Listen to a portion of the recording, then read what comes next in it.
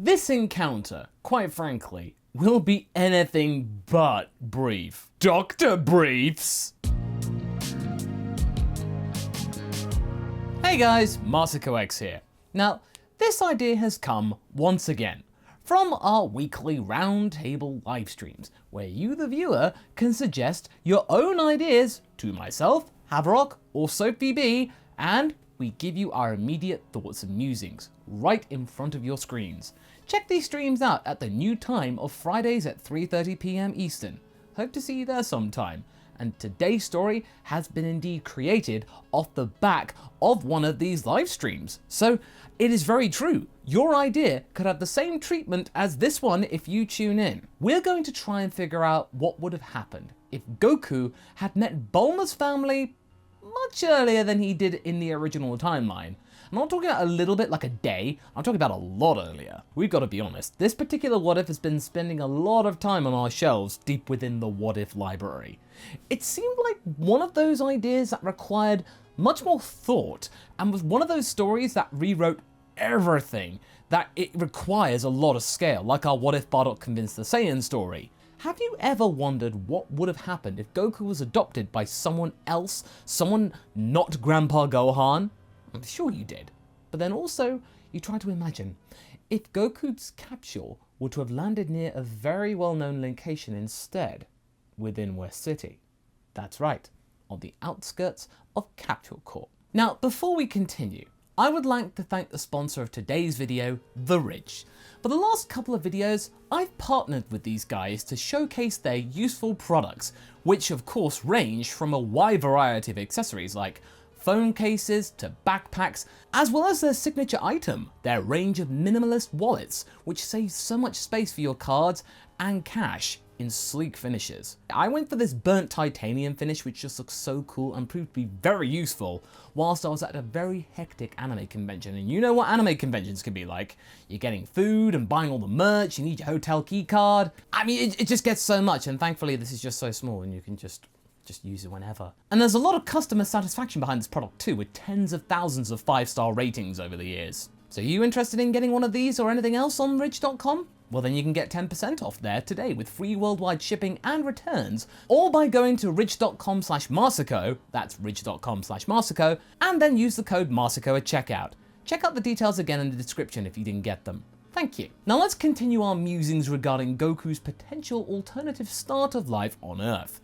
It all starts in the middle of the night, around about age 737, when a small Saiyan pod crash lands near the perimeter of the Capsule Corp laboratories, which just so happened to be managed at that time by a certain Dr. Briefs, burning the midnight oil, of course, manufacturing the company's newest products. Now, being a curious man of science, as he is, he decides to investigate what just happened. He heard a boom. It's not every day that something like this lands in your backyard. However, he initially mistakes this phenomena, the crashed object, for a particularly large meteor, which is pretty strange still, since his early warning system did not react to an object falling from the sky at all. Perhaps this is something else, something that he didn't anticipate. Maybe this is just no ordinary meteor. The Doctor is pretty shocked when he discovers what the object really is. As for most of Capsule Corp's neighbours, they aren't all that surprised. They just presume that this whole thing is just yet another one of Brief's crazy experiments, and he apologises in advance and almost out of habit to make it not obvious that he might be hiding or showcasing an alien artifact. However, it's more than just that. The artifact opens up to reveal a humanoid baby? What in the? The baby, KAKAROT, comes to, and initially is pretty scared by the figure staring back at him. And after a small fight, he takes the scared and hungry KAKAROT inside by luring him with food, and runs to Punchy, who was already awoken by the whole noise and shenanigans that were going on. The two debate about what to do with this star child, who is acting very unusually for a baby, aggressively so, as well as being scared. That's a bit more natural. However, the decision about what to do is made for them. The decision is made by their 4-year-old daughter, Bulma, who approaches little KAKAROT and manages to calm him down with minimal effort. The two immediately manage to bond, and even though KAKAROT doesn't hit his head in this story, he is still able to adjust his mood and temperament simply by having that close relationship with someone similar to his age. That and Bulma is pretty aggressive back herself when she wants to be. Daddy? Mommy? He seems scared. Can we keep him? After some consideration, as well as their youngest daughter's wishes, they decide to adopt the child, especially since their eldest daughter, Tights, was busy off doing her own stuff far from home, which made Bulma actually feel really lonely. She could have done with the company. So KAKAROT gets adopted by the family and then given a new name fitting to the briefs. It's Boxer, as in boxer shorts. It takes some time to transform Boxer from just a simple little hungry savage into a relatively normal but abnormally strong boy, as well as careful research and almost an infinite amount of patience and food. In that regard, Dr. Briefs and Grandpa Gohan are quite alike in being able to wait long periods of time to get the results that they want, albeit in different fields and means to reach the same end. Dr. Briefs then informs Tights of her new sibling and asks her not to share the information with anyone. He doesn't want to cause a ruckus or anything like that, especially with Tights' new friends. While he is fervently working on the new fascinating technologies that he's discovered within the Saiyan pod, basically doing what he and Bulma did during the aftermath of the Saiyan saga, they are coming up with wonderful ideas. And at this point in time as well, Tights is working as the body double of an idol, An Azuki, much to the dismay of Dr. Briefs. He is trying to support his daughter and misses her dearly, but this is hardly a befitting career for his eldest. In the following weeks though, that all changes. There is a weird space rocket related incident that had something to do with Tights, but luckily everything ends well as she calls her father after everything is all said and done. It turns out that Tights is in the island belonging to a scientist named Omori, and that her new friend needs some help.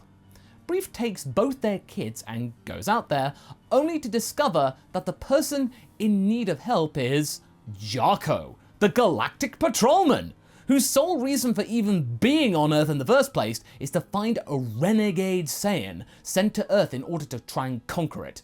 He has no other desire to be here. Jaco himself is shocked to see Boxer, and he attempts to arrest him on the spot, but he's stopped by both Bulma and Tights, who tell him that this is their new adopted brother, nothing else. The patrolman has a very hard time in understanding such earthly, compassionate outpourings, as his orders are pretty clear at this point. When he looks down and sees the confused little Saiyan just staring back at him, looking nonplussed, very passively, not as an aggressive creature or anything, but simply as a little boy adopted by an Earth family, he decides just to be lenient, keep an eye on him, and be noble. Well, I can see that you're all keeping this savage beast in check. Being a super elite patrolman, I declare that you become the boy's guardians. However, if anything bad were to happen, and this little twerp was to blame for it, I will not be held responsible. While little Bulma is repairing Jaco's ship, Jaco also reveals to Dr. Briefs everything that he knows about the Saiyan race, including the whole Uzaru thing. Now this, to Dr. Briefs, is fascinating. An alien comes down from the sky and reveals that this boy is an alien as well. His suspicions were indeed correct. And after all this is done, Dr. Briefs decides it would be a wise thing to remove the boy's tail, which he does during Boxer's first routine medical checkup. And at the same time, he decides to hide Boxer's real ancestry until he is old enough to fully understand it and act rationally. But having said that, he still makes him aware that he was adopted at least. From then on, our little Saiyan receives even more love from his new family.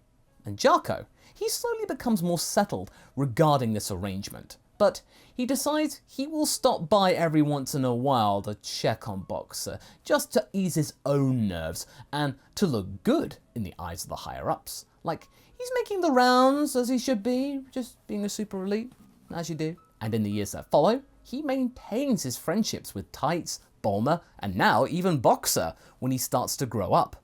Although initially he is naturally more cautious and acts a bit condescendingly to the kid. Hello there, little Boxer. Not trying anything sinister today, little buddy?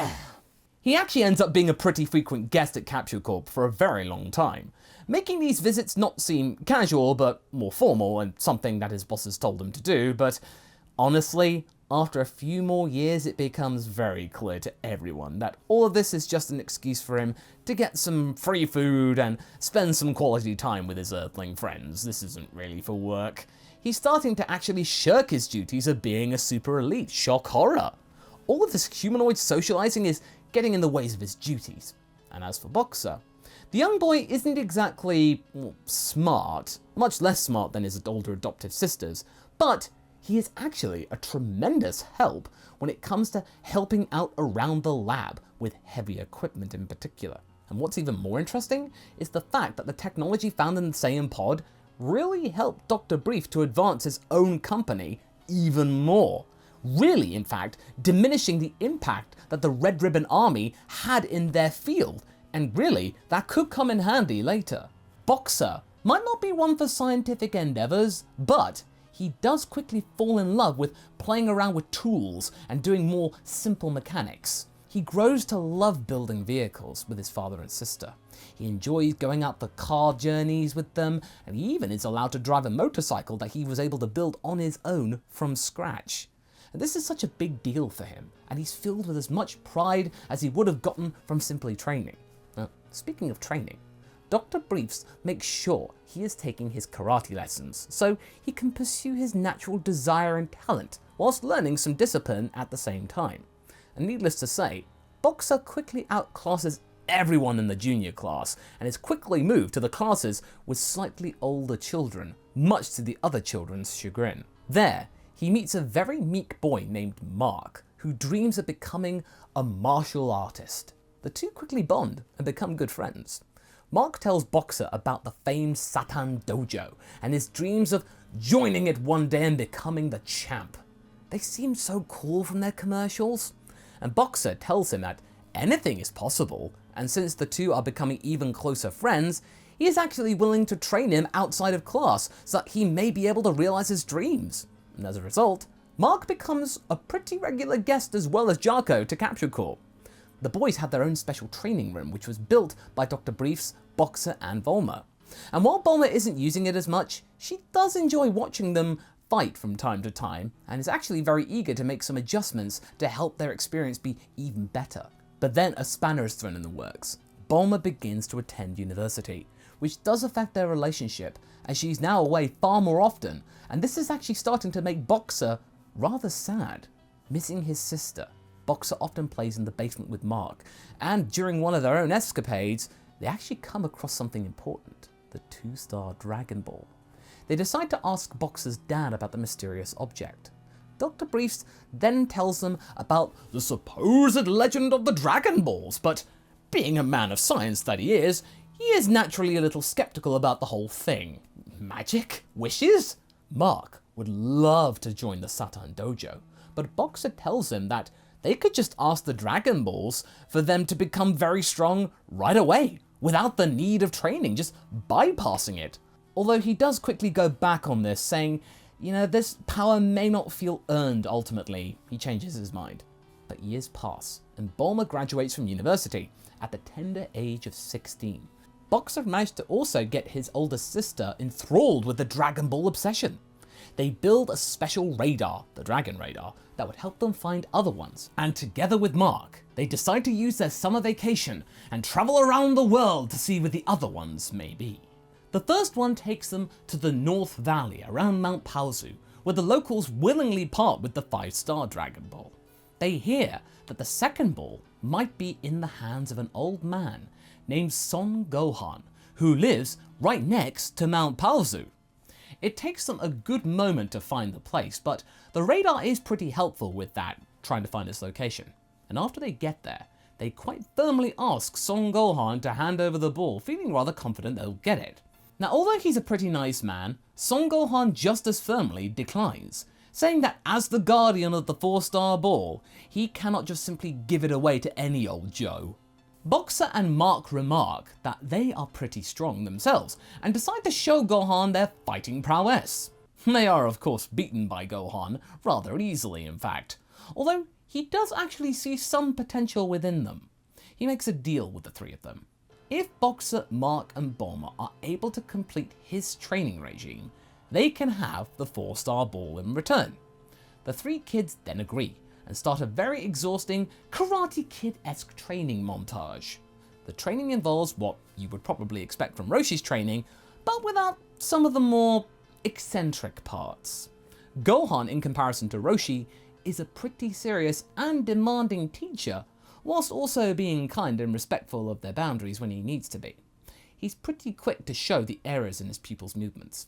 All three of them are pushing themselves to their limits, even Bulma. And while they're not the best students that he's ever seen, Gohan actually seems to appreciate their company and teaches them some little tricks. And after a few weeks spent together, the older man softens up to them, enough to give them just the Dragon Ball there and then. The following experience has made Boxer and Mark enjoy martial arts even more. They bid farewell to their new friend, and together with Bulma, they head for Skull Valley. During their stay, they find a turtle that seems pretty lost. You know where this is going. They decide to escort the animal back to the beach, not knowing what lies before them, as a weird older man in sunglasses thanks them for bringing his dear friend back home.